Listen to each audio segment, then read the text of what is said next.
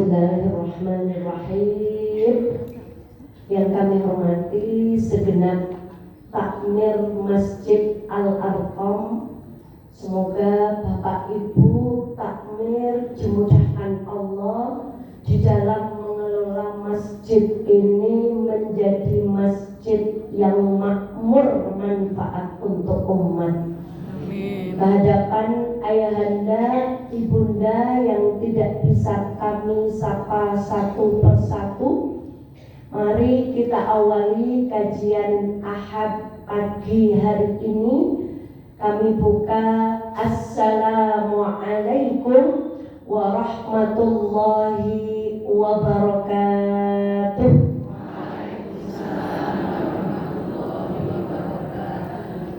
Alhamdulillahi Rabbil Alamin. Ashhadu an la ilaha illallah wa ashhadu anna Muhammadan abduhu wa rasuluh. Allahumma salli ala Muhammad wa ala ali Muhammad kama sallaita ala Ibrahim wa ala ali Ibrahim innaka Hamidum Majid. Sehat saya Bapak Ibu? Alhamdulillah. Mari kita bersyukur kepada Allah. Utamanya diri kami SMP dulu kami sudah sobo masjid ini, Bu. Lalu SMA kami mondok, pulang kuliah kami kembali menyapa masjid ini untuk beberapa waktu. Dan alhamdulillah Allah mengizinkan saya dihalalkan dengan suami saya juga di masjid ini. Hari ini kembali lagi ke masjid ini. Semoga sampai kita mati sobonya boten pindah-pindah, nanging selalu sobo masjid. Karena perjalanan yang paling dahsyat adalah perjalanan dari masjid ke masjid. Kalau ada orang berbicara keliling dunia ke sana ke sini hebat, tapi yang lebih hebat adalah ketika langkah kaki kita yang paling banyak dilangkahkan adalah langkah kaki menuju ketaatan. Maka tadi pagi yang menyimak live-nya, ada 2 tetes yang dicintai oleh Allah dan ada 2 jejak yang dicintai oleh Allah Subhanahu wa ta'ala. Tetes yang pertama adalah tetes mata yang meneteskan air mata karena takut kepada Allah Subhanahu wa ta'ala. Dan tetes yang kedua adalah darah yang menetes karena jihad di jalan Allah. Adapun 2 langkah yang dicintai oleh Allah, langkah pertamanya adalah langkah pergi ke medan jihad, dan langkah yang kedua adalah langkah kaki menuju ketaatan kepada Allah Subhanahu wa ta'ala. Ya Allah, semoga langkah ayah bunda pagi hari ini dari dalam masing-masing dengan jarak yang berbeda-beda, sebagaimana janji Rasulullah, 1 langkahnya menggugurkan dosa dan langkah yang lainnya meninggikan derajat kita di hadapan Allah Subhanahu wa ta'ala. Maka semoga duduk kita semuanya pagi hari ini menjadi duduk yang diridhai oleh Allah Subhanahu wa ta'ala. Bapak nyuwun pangapunten kalau kami yang ngisi, Bapak jadi lenggahnya di belakang. Tapi memang ada kenyataan yang harus kita terima.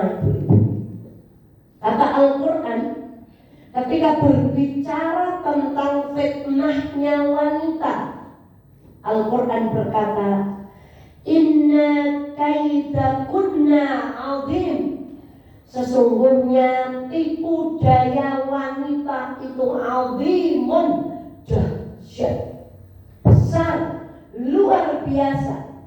Tetapi ketika Al-Quran berbicara tentang tipu daya setan, inna kaida syaitana kana dha'ifa.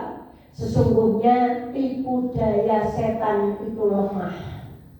Tipu daya wanita dahsyat. Tipu daya setan lemah. Jadi wanita sama setan nakutin mana? Ulangi lagi. Wanita sama setan nakutin mana?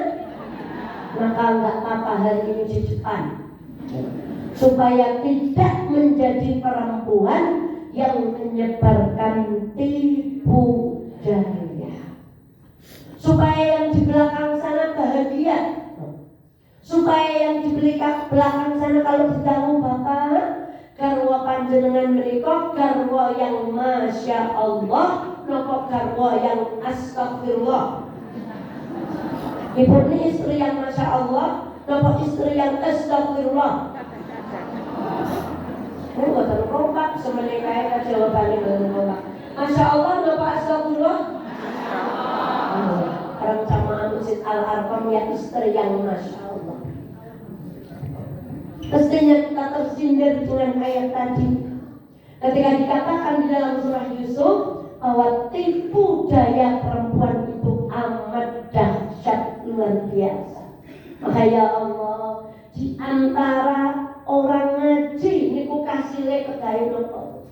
Kata Abu Darda, orang yang disebut fakih, ilmunya kemudian manfaat, adalah orang yang setelah ngaji tahu saya itu paling gampang digoda setan lewat pintu mana. Ada ibu-ibu yang pintu setannya mengalah lebar itu kalau marah.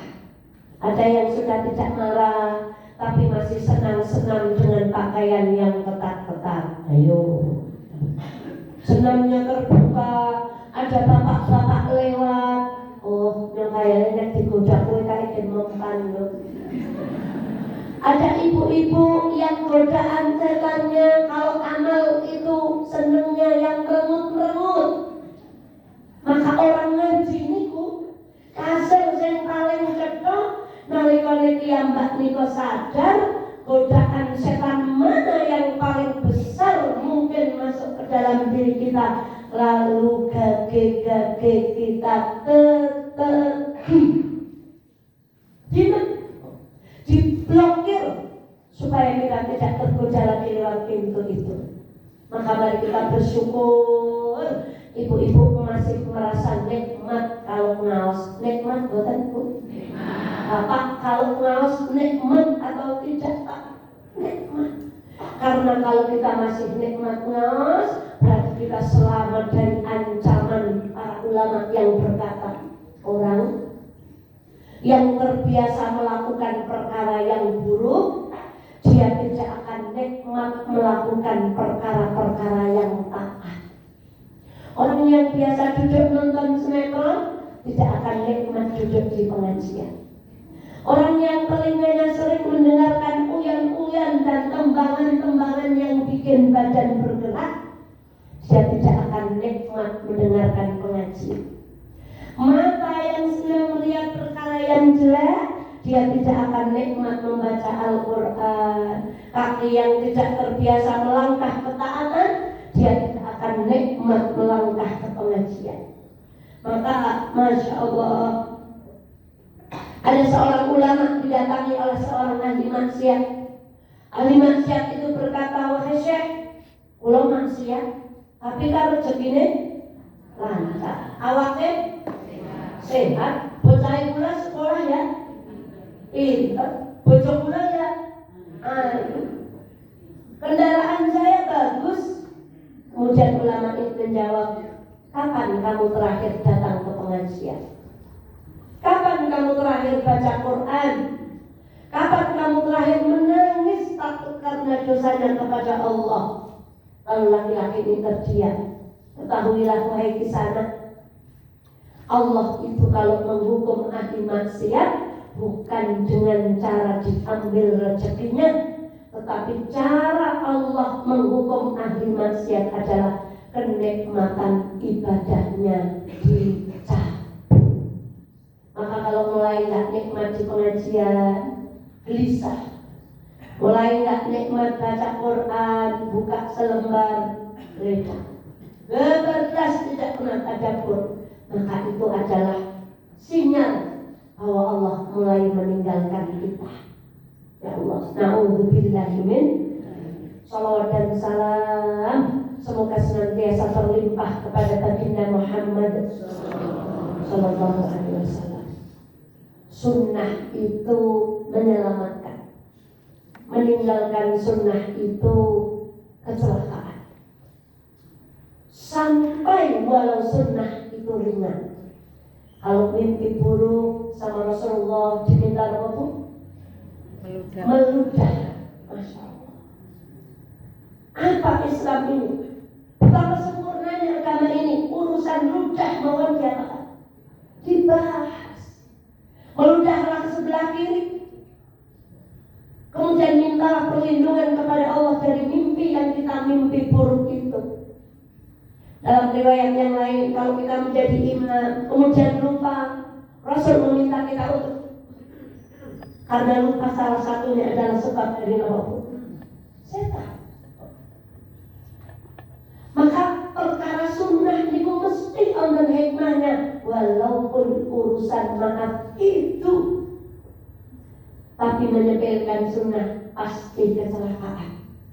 Beberapa waktu ada sinetron yang sangat viral, Ipar adalah, alhamdulillah sampai detik ini saya tidak penasaran nonton.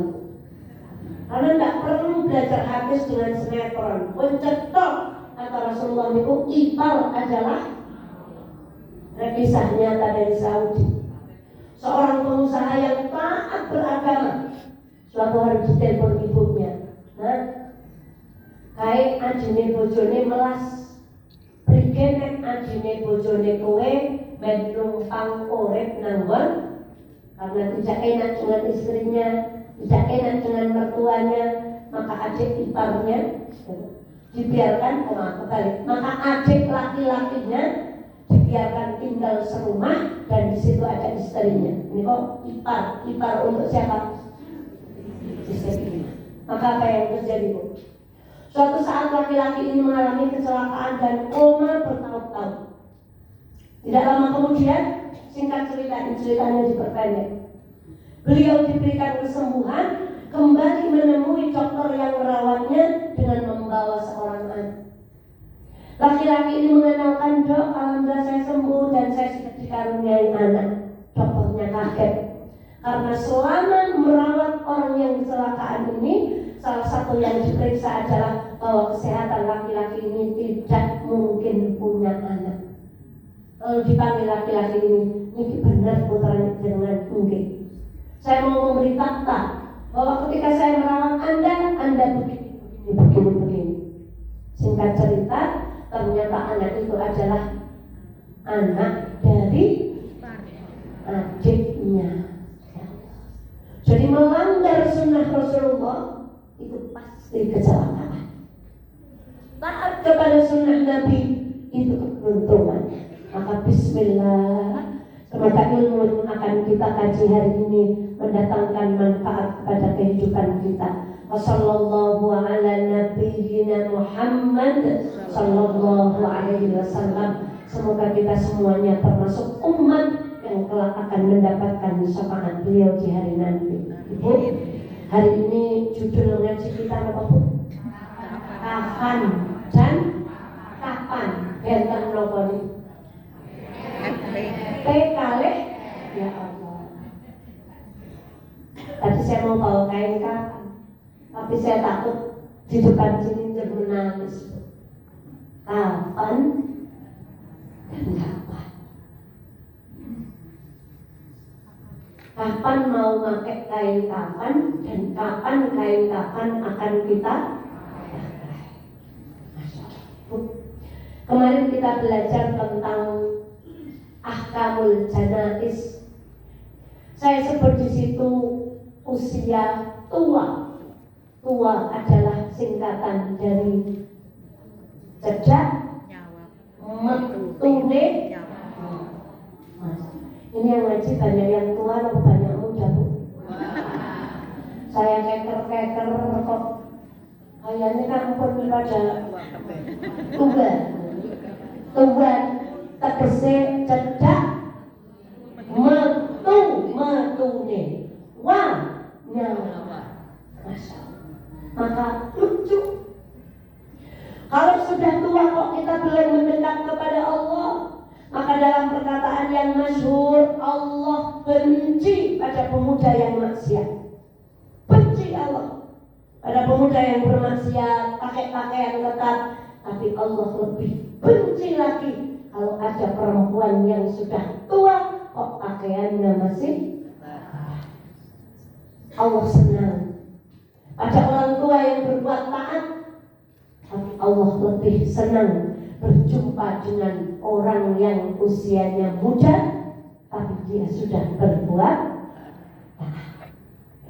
Allah benci pada pemuda yang berzina, tapi Allah lebih benci lagi kepada orang tua yang berzina. Allah benci pada koruptor yang muda, tapi Allah lebih benci lagi kalau yang korupsi itu malah orang tua. Maka ingat, password kita adalah tua sejak metune nyawa. Tadi malam karena saya belum belajar, Bu, saya tadi malam WA sama orang yang memberi hadiah buku ini, Bu. Tadi malam saya ulang membaca buku ini untuk yang kedua kali. Saya kirim kepada beliau. Saya yakin betul ada orang tidur tapi panen pahala. Yang menulis ini panen pahala, yang memberi hadiah buku ini panen pahala. Hari ini saya sampaikan materinya di hadapan ibu-ibu. Maka ibunda, di antara saya membaca buku tadi malam, saya kok dadak kelingan mati. Lalu saya penasaran dengan syair yang bunyinya ono tangis layung-layung tangis wong kang wedi mati kedomono kuncenono yen wis mati moso wurungo. Kalau sudah waktunya mati tidak mungkin wurung. Ditumpake kereta Jawa rodane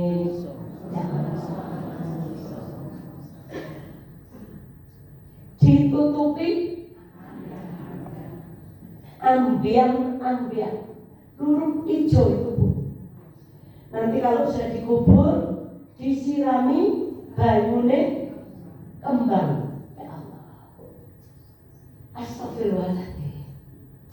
Kendaraan yang ibu parkir atau sekarang terparkir rapi di garasi rumah, suatu saat pasti kita tinggalkan dan akan diganti dengan kendaraan Jawa yang rodanya adalah masa. Semoga kisah kematian kita seperti kisah matinya sahabat yang ketika digotong itu tidak terasa, saking mawar ibu.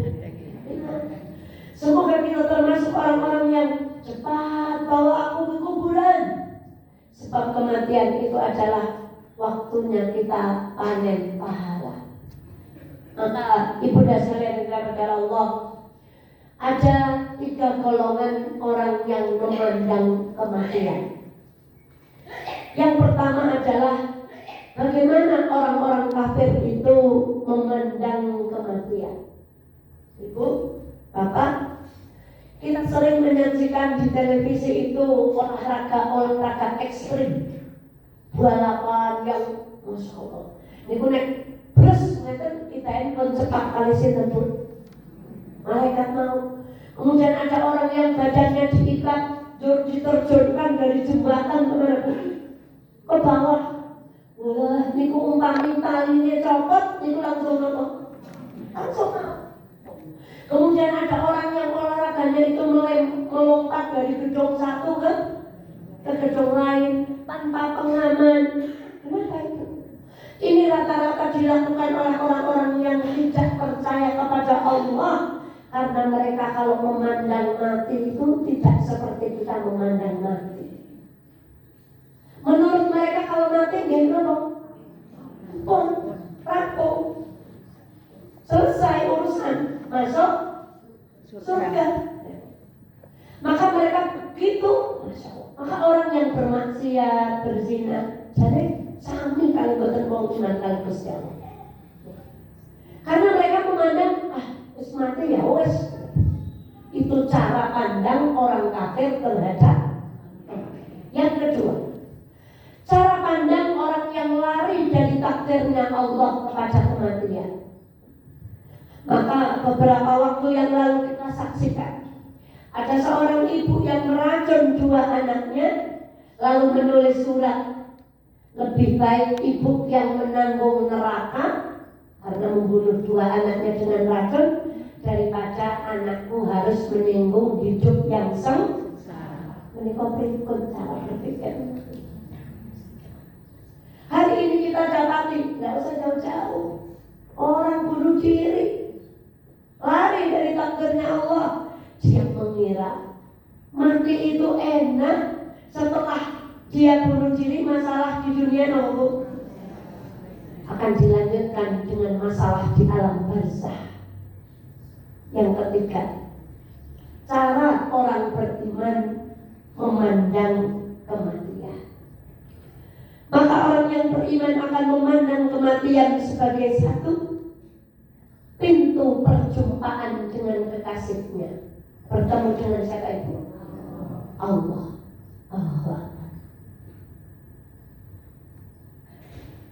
Orang beriman akan melihat kematian sebagai istirahat dari ujian dunia. Maka terkenal sekali dan kita sudah sering mendengar, ada orang yang mustarih, orang yang meninggal itu istirahat, atau kebalikannya orang lain istirahat dari keburukannya. Maka orang beriman itu kalau meninggal, alhamdulillah, istirahat dari penatnya dunia. Dan orang yang beriman akan memandang kematian dengan cara mengaku, mati itu wayahe panen. Ini yang membuat saya macet begitu. Napa sing ajeng dipanen?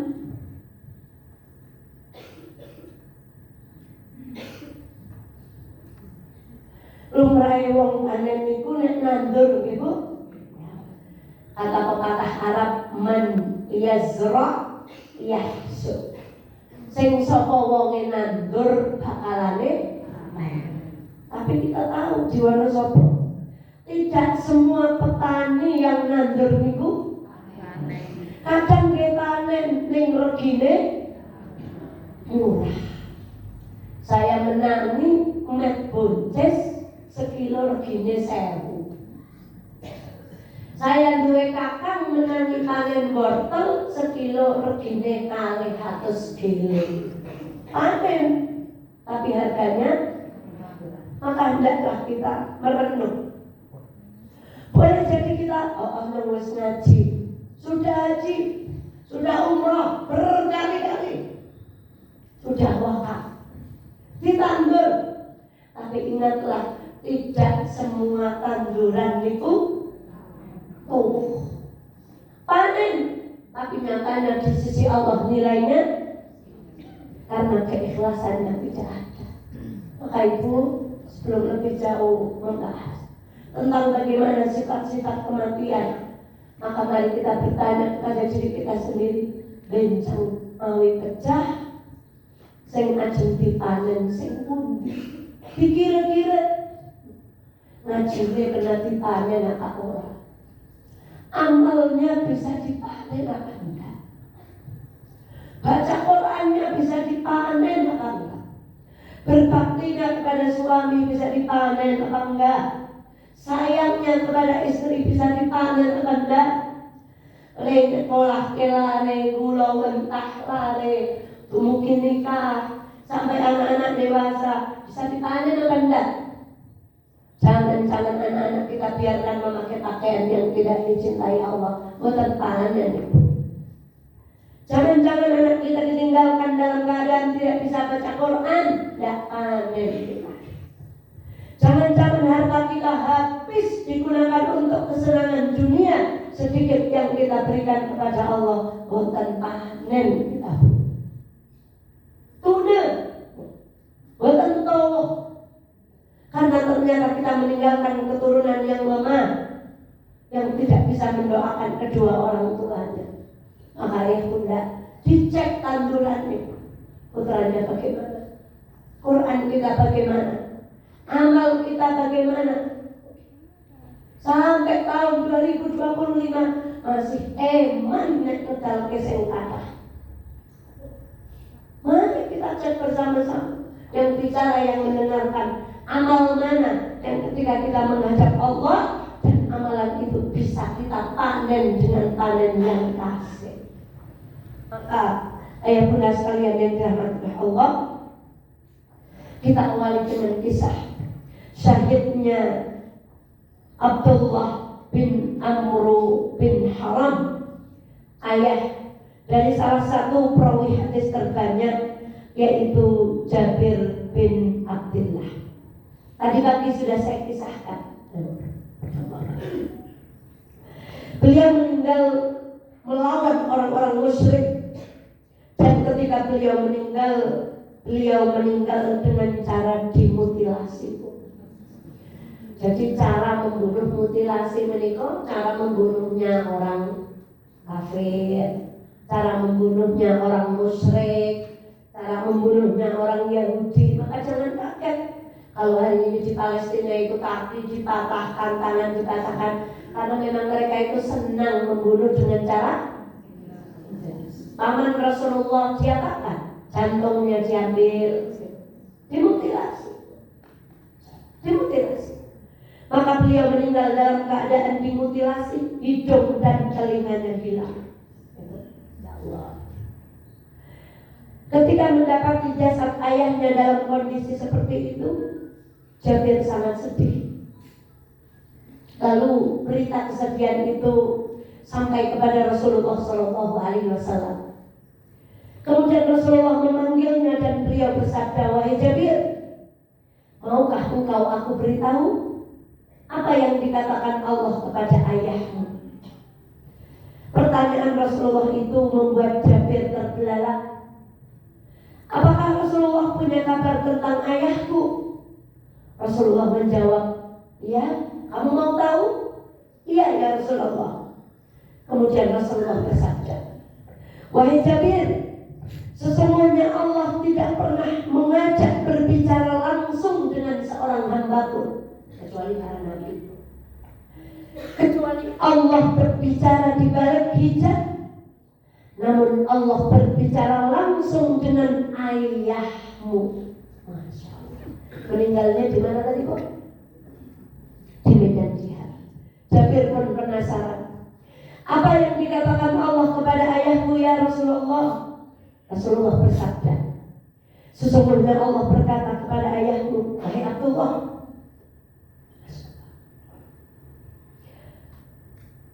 hadiah bagi orang-orang yang mati syahid adalah meminta apapun akan dikabulkan Allah." Kemudian Abdullah menjawab, "Permintaanku satu ya Allah, hidupkan aku untuk kedua kalinya agar aku bisa berperang melawan orang-orang kafir sehingga aku terbunuh untuk kedua kalinya." Masya Allah. Kemudian Allah menolak permintaan Abdullah bin Amr bin Haram. Lalu Allah berkata, "Sesungguhnya ketetapan takdir telah ditetapkan, orang yang mati tidak bisa dihidupkan." Lalu diminta lagi oleh Allah, "Apa? Kamu kepengen apa?" Lalu beliau menjawab, "Ya Allah, jika demikian, kabarkan satu hal kepada orang-orang yang di belakangku tentang kenikmatan yang aku terima setelah aku mati syahid." Maka turunlah ayat yang berbunyi, "Wala tahsabanna alladhina qutilu fi sabilillahi amwat bal ahya'un 'inda rabbihim yurzaqun." Tadi pagi kita membaca hadis, laki-laki yang berjalan sholat ke masjid itu sama dengan laki-laki yang melangkah ke medan. Maka hari ini kita melangkah ke masjid, kok konten nopo-nopone, maka kita meninggal dalam keadaan nopo syahid. Itulah pahala yang diberikan kepada orang yang pengen berjumpa dengan, karena beliau itu ketika pamit pada Jabir, kamu gak usah ikut perang, bapak aja yang perang. Kayaknya bapak ini akan menjadi syahid pertama di perang Uhud. Kamu di rumah saja ngopeni sedulur wadonmu, dan bapak punya utang, tolong disahutkan. Maka cita-citanya dikabulkan oleh Allah. Kalau ada orang senang berjumpa dengan Allah, maka Allah pun akan senang berjumpa dengannya. Itulah cara pandang kepada kematian. Dan jarak sedikit panjang dari ngantun rega nek ibu-ibu wedhus, nek ibu riyin bapak kaceng garwa bali. Tur kene bapak jebule luwih eman kalih garwa sing duwedeni kene iku. Senes mati sakne noda. Masya Allah, boten niku sing berbicara. Maka itu satu contoh. Contoh yang kedua adalah sahabat yang bernama Sa'ad bin Mu'adz, yang bapak ibu sudah familiar. Ketika beliau meninggal, arsy itu bergetar. Ketika jasadnya diangkat ringan, karena kata Rasulullah, jasadnya digotong oleh siapa pun? Para malaikat Allah. Bagaimana meninggalnya? Beliau terluka karena terkena anak panah di tangannya. Ketika selesai terjadi konflik antara Muslim dengan Yahudi, beliau berdoa, ya Allah, kalau memang aku masih ada kesempatan berjuang, maka sembuhkan lukaku. Tapi kalau perjuangan ini di mata Engkau sudah selesai, maka matikanlah aku dengan luka perangku. Ada yang mengatakan bekas panahnya itu mengalirkan darah, sampai darahnya itu mengalir ke tempat sholatnya para sahabat di masjidnya Rasulullah. Maka para sahabat bertanya, darah apa ini? Darahnya siapa tadi? Dan beliau meninggal karena luka itu. Jasadnya ringan karena dijinjing malaikat, dan arsy bergetar karena meninggalnya seorang yang sangat mencintai Rasulullah Sallallahu Alaihi Wasallam. Begitulah, kalau dia suka berjumpa dengan Allah, Allah pun cinta berjumpa dengannya. Maka ibunda, hari ini kita akan berbicara sifat-sifat kematian. Sebab pun sepuh, pun tua, cedak. Berkali-kali kami sampaikan di tutur berbahasa Jawa. Yang seliramu sepuh, kulitmu mulai keriput. Kula dereng tua mawon kulite pun blurut. Iku pertandane sedelo maneh kowe kabeh bakal mlebu luwing ciut. Ukurannya berapa? Ya. Mila mawi sampun sepuh Bapak Ibu, ampun pisan-pisan ngendika pangandikan ingkang lacut. Pangandikan ingkang boten manfaatipun. Sebab mau kita remen mengendika pangandikan ingkang lacut, hati-hati mangke amane do merucut niku napa? Oh, hilang dengan keburukan lisan kita. Yen sliramu sepuh, gigimu mulai ompong, iku pertandane sekedap meleh kula panjenengan sedaya badhe mlebet ngerong. Rong itu pundi Bu? Mriku teng husnul khotimah. Mila menawi sampun sepuh, ampun pisan-pisan ngagungani sifat sombong. Wong nek sombong ngamale napa Bu? Obong, kosong, melompong. Yang terakhir, Yen sliramu sepuh rambutmu mulai putih, iku pertandane sedaya maneh kowe kabeh bakalane mulih under temu ibu. Ya Allah, mila mawi sampun sepuh, ampun ngagungani pamrih ngaos teng Al-Arqam amrih napa, ngaos teng mriko amrih napa, dipun iling-iling pengalam donya niki kabeh namung nyilih. Masya Allah.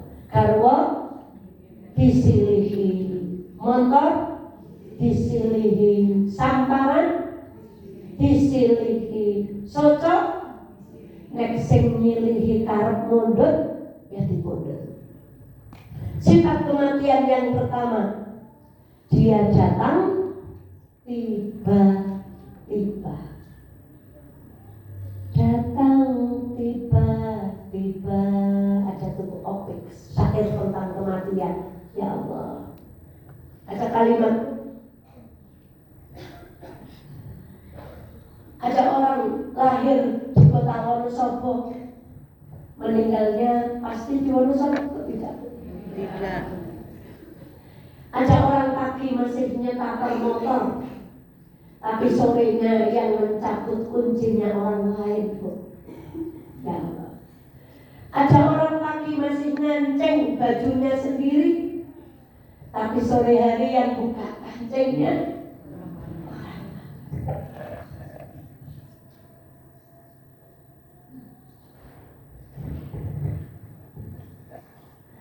ada orang pagi masih pakai jilbab sendiri, tapi siangnya bisa jadi yang mencopot jilbab kita adalah orang lain. Karena kematian itu datangnya tiba-tiba. Wa ma tadri nafsun madza taksibu ghadan, wa ma tadri nafsun bi ayyi ardin tamut.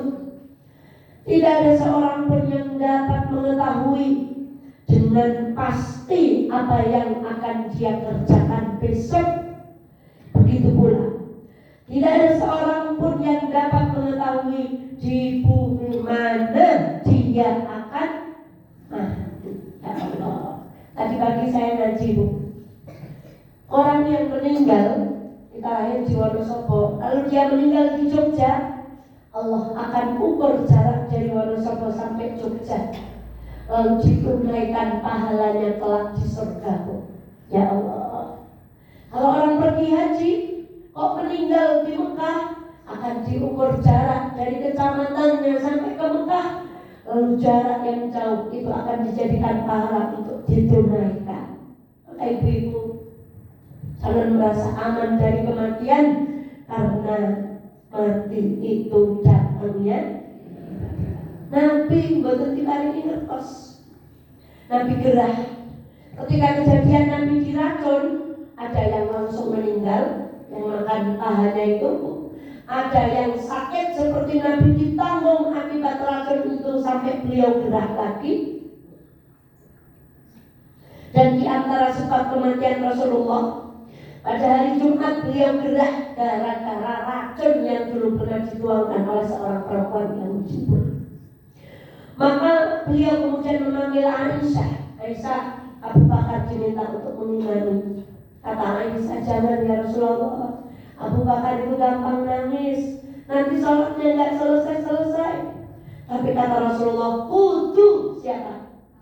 Maka Abu Bakar mengimani. 3 hari berturut-turut Rasulullah tidak keluar.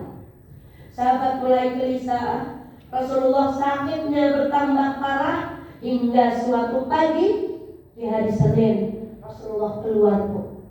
Sahabat semuanya bergembira karena mengira Rasulullah dapat sehat. Lalu Rasulullah mengimami salat subuh. Sahabat berbahagia, Rasulullah sembuh. Tapi tidak sampai zuhur, kabar kematian Rasulullah sampai kepada mereka semuanya. Subuhnya masih nongol, salat. Zuhurnya sudah kabar.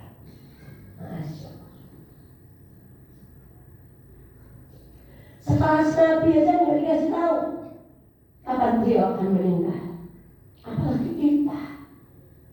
Maka tidak ada yang lain kecuali kita hanya harus menyibukkan diri kita dengan kebaikan-kebaikan, supaya ketika waktu itu tiba kita diambil dalam keadaan yang apa? Sifat kematian yang pertama, sifat kematian yang kedua, kematian selalu memiliki sebab. Sufyan As-Tsauri berkata, setiap anak Adam dikelilingi oleh 99 sebab kematian. Jika semua sebab itu luput mengenainya, maka dia akan didatangi sebab yang ke-100. Kecelakaan, yang lain mati, kita selamat misalnya. Bom, kerjakan, kawah, yang lain terjampak, kita tidak. Banjir, yang lain meninggal, ada yang selamat. Semeru, ada yang meninggal, ada 99 sebab kematian, dan setiap hari itu mengelilingi kita. Bisa jadi karena keselak, bisa jadi karena jantung. Kalaupun kita lulus dari yang 99, kita dinanti sebab yang ke-100. Apa kata beliau? Sebab yang ke-100 itu adalah penyakit tua. Ada yang bisa lari dari tua? Maka itu yang tua ini harus lebih takut. Dosa lainnya juga takut. Iya, saya takut. Tapi yang tua harus lebih takut. Karena terbebas dari 99, dia dinanti sebab yang ke-100, yaitu rokok tua. Dan gak ada obatnya. Maka ya Allah, ketahuilah bahwa kita itu tiap hari dikepung oleh berapa, Bu? Maka bagaimana mungkin kita bisa bermaksiat? Bagaimana mungkin ada laki-laki dan perempuan berzina? Bagaimana mungkin ada korupsi? Bagaimana mungkin tidak amanah, menjalankan amanat, sementara setiap saat kita dikelilingi sebab kematian? Maka ibunda, ingatlah bahwa dunia itu halalnya dihisab, haramnya diazab. Halalnya apa? Haramnya. Ibu tahu sahabat yang diperintah Rasul, tolong aku ditukokke wedhus, dibetoni artos dinar. Beliau kemudian pergi ke pasar, ngenyang, menawar dengan kelihayan beliau dapat kambing 2. Padahal Rasulullah disuruh beli berapa? Dibawain uang berapa? Tapi beliau dengan uang 1 dinar itu dapat kambing 2. Setelah dapat kambing 2, yang 1 dijual dengan harga 1 dinar. Berarti beliau mundur bawa berapa? 1 kambing dan maka Rasulullah mendoakan keberkahan kepada dia, dan dia jadi sahabat yang kaya. Mestinya amanat itu begini, dikasih biaya pemerintah aspal 10 cm, jadinya 12 cm. Karena disuruh beli kambing 1 malah dapat berapa? Ini udah disuruh beli kambing anggaran 1 dapat pupune tok. Yang itu teng negeri Bu. Wah, yang di pejabat taman, tunggu. Kita ini di persyarikatan. Kalau urusan uang persyarikatan, gunakan seeret-eretnya. Bukan kalau uang di persyarikatan kita gunakan sembarangan. Kalau uangnya ibu, silahkan gunakan semaunya ibu.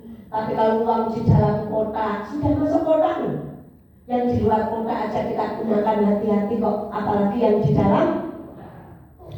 Tidak mungkin orang itu akan ngawur hidupnya kalau dia sadar sehari dikelilingi berapa? Mung dewek itu sebabnya nopo? Ada yang karena kanker, ada yang jalannya kecelakaan, ada yang jalannya keplisit di mana pun. Ya Allah, ada yang dijalani COVID, ya Allah, melahirkan, kita tinggal menunggu giliran untuk didatangi seperti itu. Sebab yang ketiga, kematian berhubungan erat dengan rezeki. Seseorang tidak akan dimatikan oleh Allah sampai semua jatahnya habis. Maka cerita yang sangat masyhur, seorang ulama sedang berjalan, tiba-tiba mendengar suara orang minta tolong. Tolong. Ternyata ada orang kejegur sumur. Ditolong oleh ulama ini, kemudian diberi minum. Kemudian laki-laki ini berkata, jazakumullah sudah ditolong, tapi saya kok penasaran nih. Kok iso-iso ini kalau wau niku kok kejegur jenengan niku nolong kula pripun di sana. Lalu ulama ini bercerita, tadi panjenengan begini-begini. Lalu yang jatuh ini ngapal ke Bu. Tentu di kula wau tiba di situ. Lalu beliau mendekati lubang itu dan apa Bu? Jatuh. Dan ulama ini tidak bisa menolong laki-laki itu dan laki-laki itu wafat. Lalu apa kata laki-laki ini? Ya Allah, saya diutus Allah untuk mengantarkan rezeki terakhir laki-laki itu. Apa rezeki terakhirnya? Air putih. Kalau ada sesuatu dia jangan minum air putih. Rezeki terakhirnya apa? Kenapa orang di ICU itu masih dikasih ventilator? Memang itu rezekinya masih. Keluarganya masih mau biayai.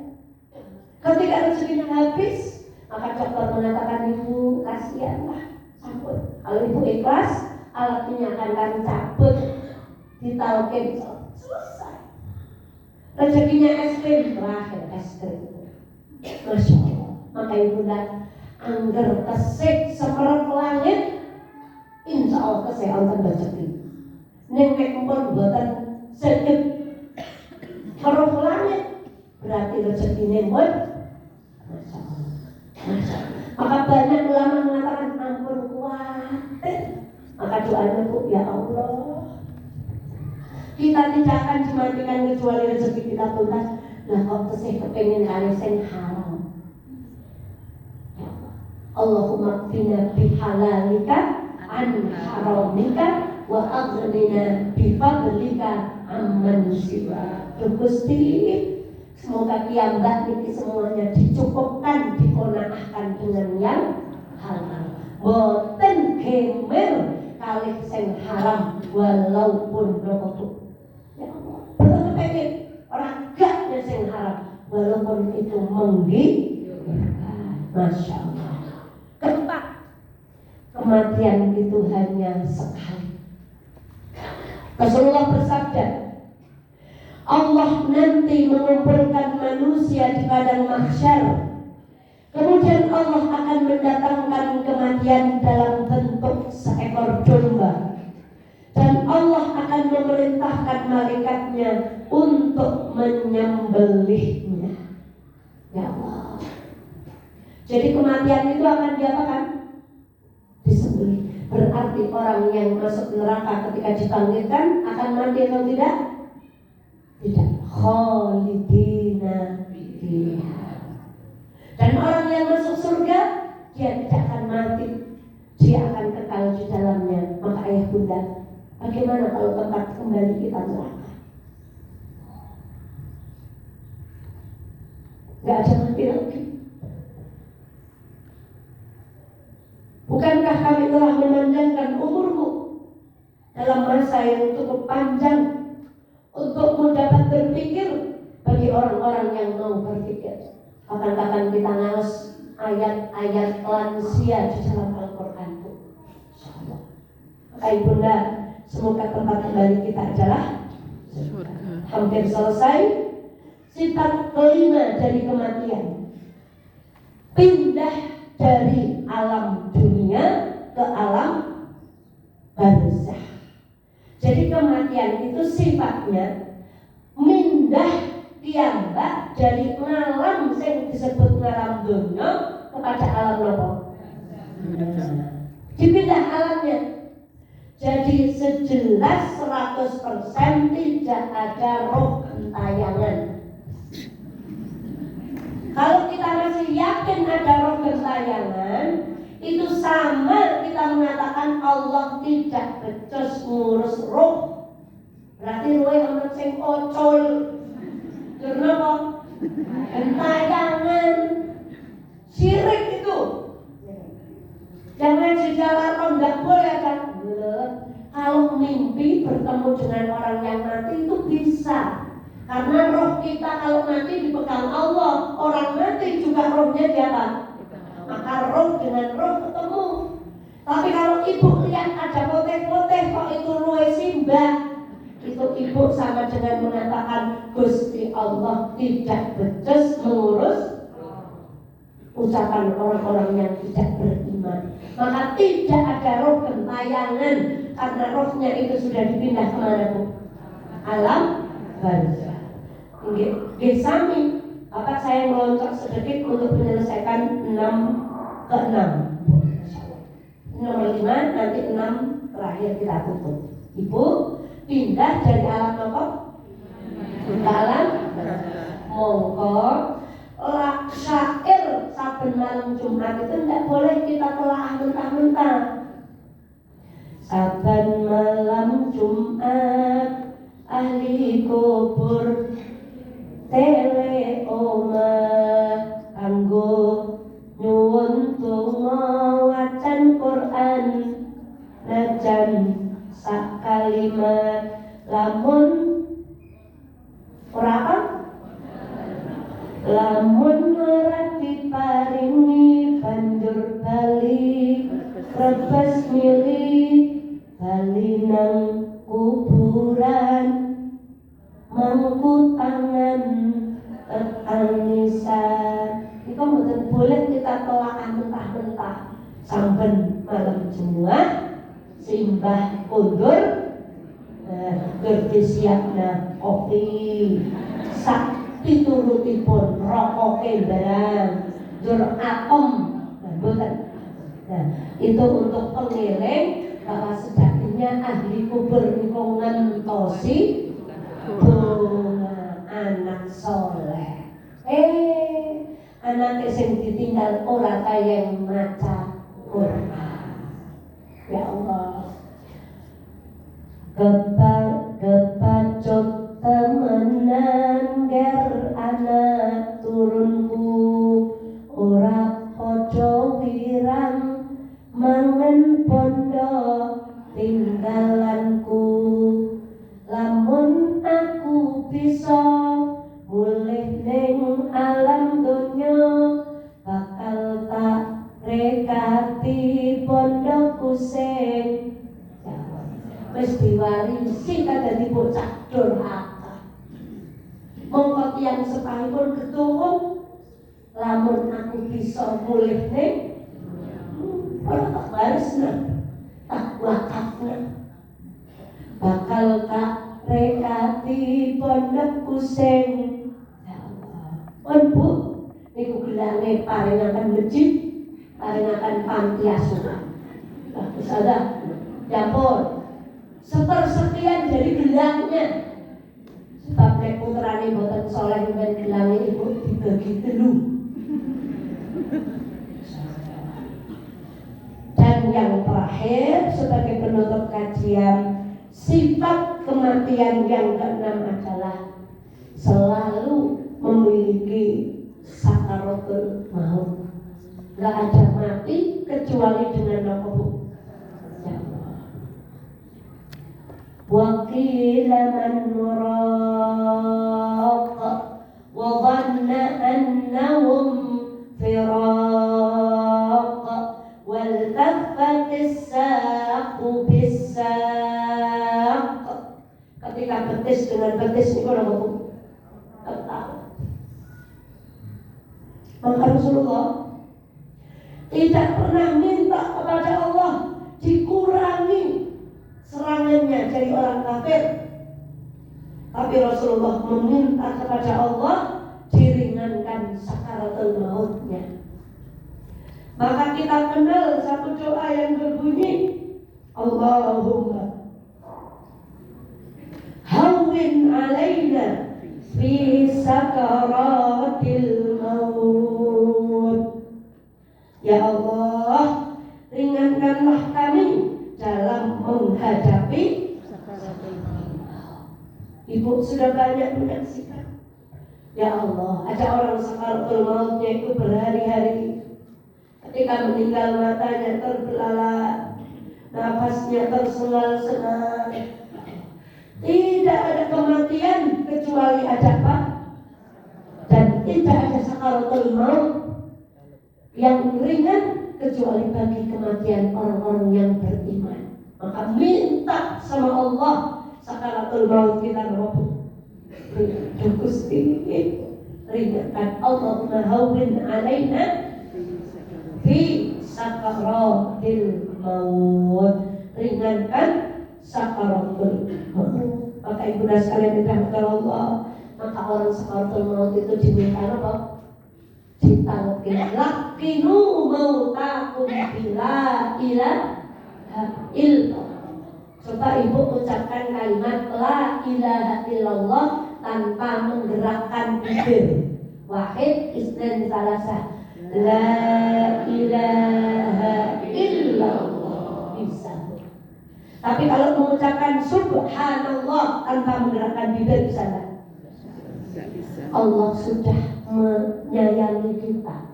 Maka kalimat terakhir yang diucapkan itu la ilaha illallah gampang diucapkan dalam tanda kutip, tidak perlu apa bu, supaya orang yang sakaratul maut itu masih bisa mengucapkan, karena tidak perlu apa bu, cukup menggerakkan lidah la ilaha illallah, giginya nggak bergerak saja bisa bunyi. Maka orang sakaratul maut lidahnya bergerak-gerak, mungkin telinga kita nggak mendengar. Allahu ta'ala a'lam, mungkin dimampukan Allah mengucapkan kalimat Allah la ilaha illallah. Dan ingat, orang yang sakaratul maut akan digoda setan. Imam Ahmad berkata ketika sakaratul mautnya pergi, roh anda pergi. Anaknya bingung, Bapak, siapa yang disuruh pergi? Kata Imam Ahmad, bukan kamu, bukan putranya yang sedang mentalkin. Lalu siapa? Sungguh setan baru saja mencekik leherku dan mengajakku untuk meninggalkan agamanya Allah. Maka orang sakaratul maut itu ceritanya seunik-unik. Hai nelawang anak, ireng-ireng anak, simbah anak, setan menggoda supaya kematian terakhirnya itu ireng-ireng, bukan kalimat apa? La ilaha illallah. Terakhir satu kata, dan kalimat ini sering diucapkan ke kami. Kita sering memikirkan bagaimana cara hidup yang enak, kendaraan dinaikkan supaya perjalanan nyaman, anak-anak diasuransikan supaya pendidikannya terjamin, bahkan kita asuransikan kesehatan kita supaya kesehatan kita terjamin. Kita sering memikirkan bagaimana cara hidup yang enak, bagaimana punya rumah yang nyaman, kasur yang ortopedik, punya kendaraan yang nyaman, punya pakaian yang bagus, harga berapapun kita beli. Tapi kita sering lupa memikirkan bagaimana kematian yang enak. Maka ibunda sudah sepuh, sudah tua pun cedak metalipun, waktunya kita memikirkan bagaimana cara mati yang enak, yang nikmat, bagaimana cara cari jalan kematian yang husnul khotimah. Ya Allah, duh Allah, kula nyuwun rencang pecah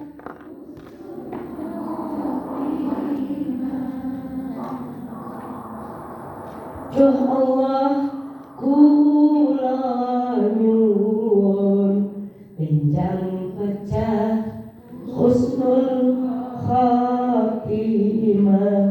Semoga Allah memberikan kita semuanya nikmat kematian yang husnul khotimah. Cari teman, siapa yang akan menyolati, yang takziah, yang akan mendoakan, yang akan mengucapkan kalimat istirja. Insya Allah seal-arqam niki cekak ya Allah. Saya berwasiat, saya titip pesan kepada yang bukan ahli waris saya. Saya mohon Ibu, besok kalau saya mendahului Ibu, saya tolong disolati, Masya Allah.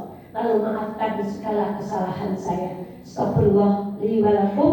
Saya akhiri, yang salah tolong dibetulkan, yang bengkok tolong diluruskan. Semoga apa yang kita kaji pagi hari ini mendatangkan manfaat untuk kita semuanya. Kami akhiri, wabillahi taufiq wal hidayah. Assalamualaikum warahmatullahi wabarakatuh.